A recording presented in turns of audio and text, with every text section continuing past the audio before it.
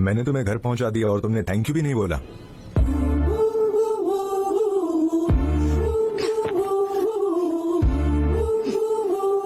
तुम हो कौन?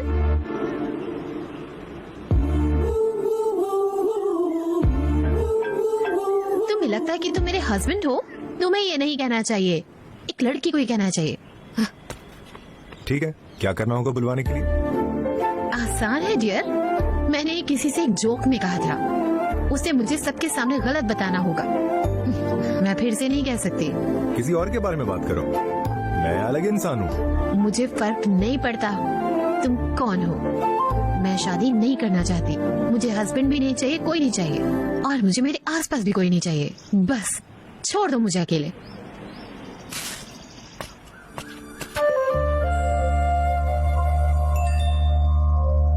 सुनो, कल पूजा है वेंकटेश्वरा मंदिर में, तुम्हें कल आना ही होगा।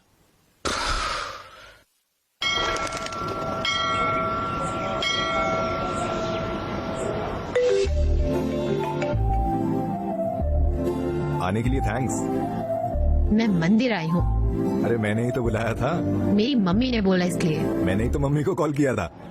मजाक मत करो। प्रूफ चाहिए? आज तुम्हारी मम्मी बालों में रोज लगा के आएंगी, देख लेना। मम्मा, अब तुमने वो क्यों भेज दिया जो पंडित जी ने दिया था? मैं लोला नहीं हूँ, मैं पंडित हूँ।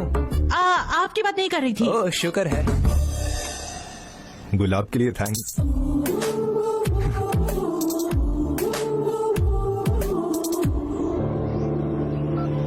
पंडित जी, मेरी बेटी के लिए कार्तिक पूर्णिमा वाली पूजा कर दीजिए ना, उसे एक अच्छा पति मिलेगा। पूर्णिमा?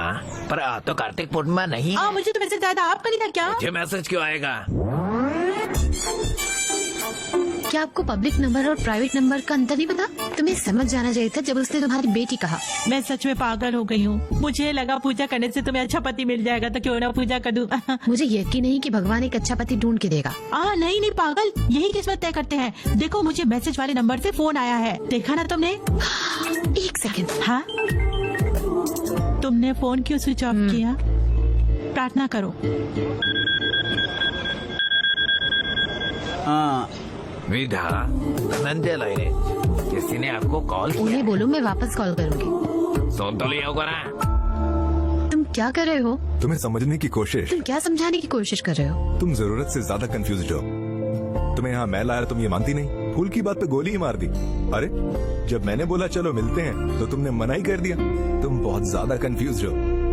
तो क्या? सुनो, दो कारण होते हैं इस कंफ्यूजन के। एक है शादी और दूसरा है अकेले मरना। ये तो और भी बुरा है।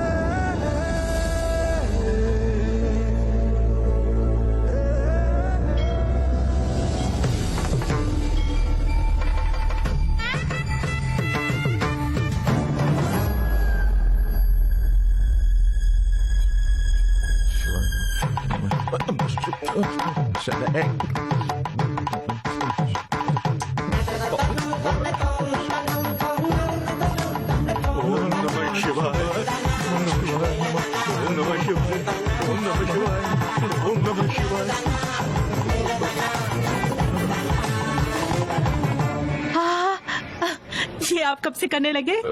ये कैसी बातें कर रही हो?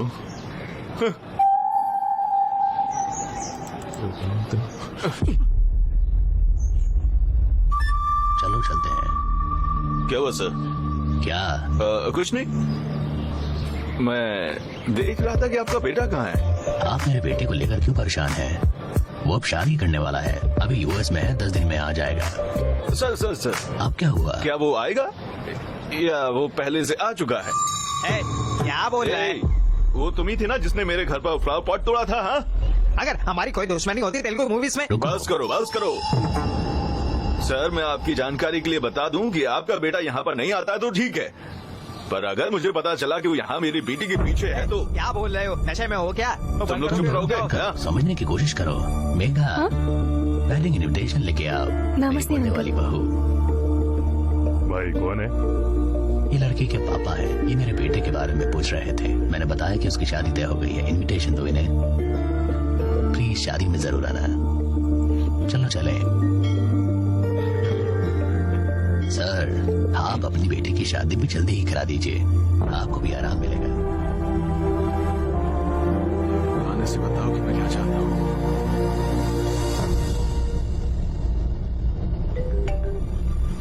तुम्हें जो चाहिए वो है आशा, एक बेकार की आशा।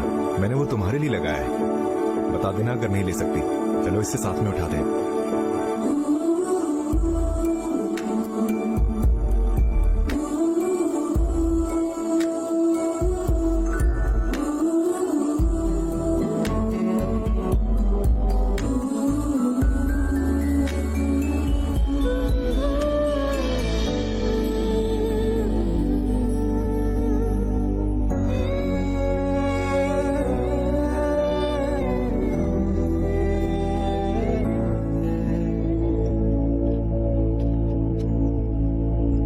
मैं तुम्हारे पीछे हूँ। मुझे पता था।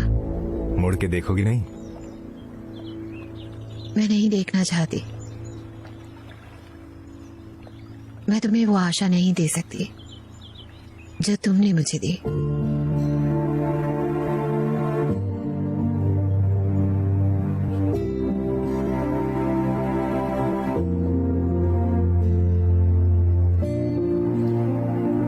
मुझे नहीं पता तुम कौन हो।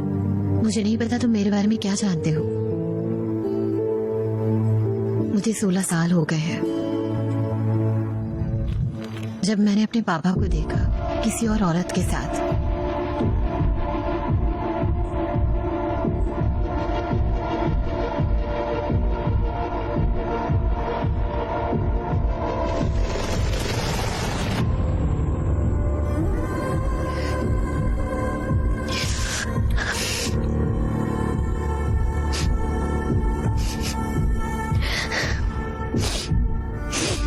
आप ये क्यों कर रहे हो पापा?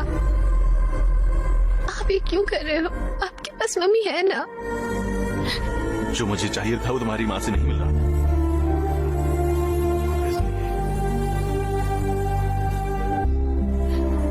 तो तुम अभी भी मम्मी के साथ क्यों हो?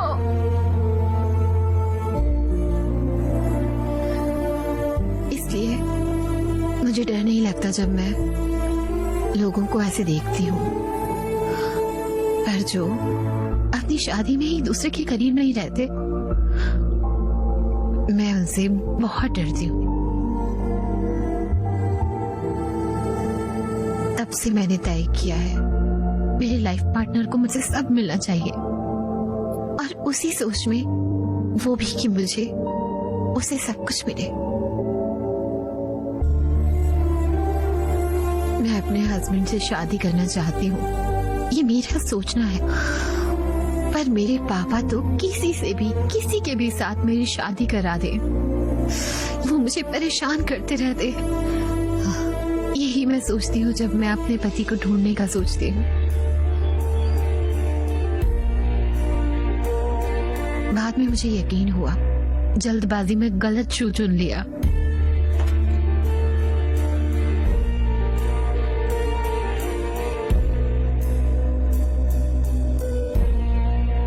शायद मेरे डैड सही थे। हाँ, शायद मेरी दिक्कत यह है कि मैं बाकियों जैसी नहीं हूँ।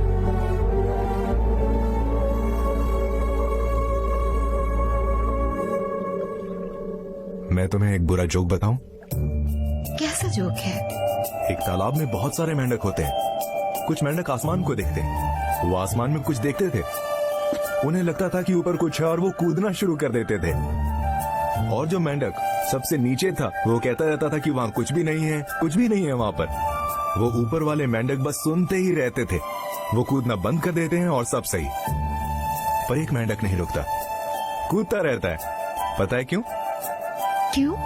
क्योंकि वो बहरा होता है। तुमने कहा ये बेकार अभी जोक खत्म है। नहीं हुआ। और फिर अचानक वो बहरा मेंढक सुनने लगता है।